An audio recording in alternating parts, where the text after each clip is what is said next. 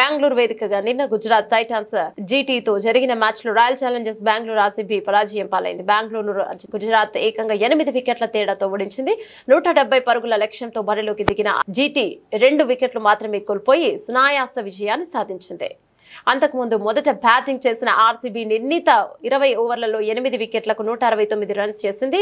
ఇక Livingstone అర్ధశతకం 54, జితేష్ శర్మ 33 రాణించారు. పడిక్కల్ 4, కోహ్లీ 7, రజత్ పాటిదార్ 12, ఫీల్ సాల్ట్ 14 నిరాశపరిచారు. చివరిలో టీమ్ డేవిడ్ 32 మెరుపులు మెరిపించారు. ఇక టీజీ బౌలర్లలో మహమ్మద్ సిరాజ్ 3, సాయి కిషోర్ 2 వికెట్లు పడగొట్టి ఇషాంత్ శర్మ, ప్రసిద్ధ్ కృష్ణ, అర్షద్ చెరో వికెట్ తీశారు. అనంతరం 170 పరుగుల లక్ష్య ఛేదనలో బరిలోకి దిగి గుజరాత్ మరో 13 బంతులు మిగిలి ఉండగానే 2 వికెట్లు మాత్రమే కోల్పోయి ఈజీ టార్గెట్ ను అందుకుంది. గుజరాత్ బ్యాటర్లలో ఓపెనర్ సాయి సుదర్శన్ 36 బంతుల్లో 49 పరుగులు, జాస్ బట్లర్ 39 బంతుల్లో 73 పరుగులు ఇక బ్యాట్ జులిపించడంతో 17.5 ఓవర్లలోనే టార్గెట్ ను ఛేదించింది. ఆర్సీబీ బౌలర్లలో భువనేశ్వర్ కుమార్, హెజల్వుడ్ తలో వికెట్ పడగొట్టారు.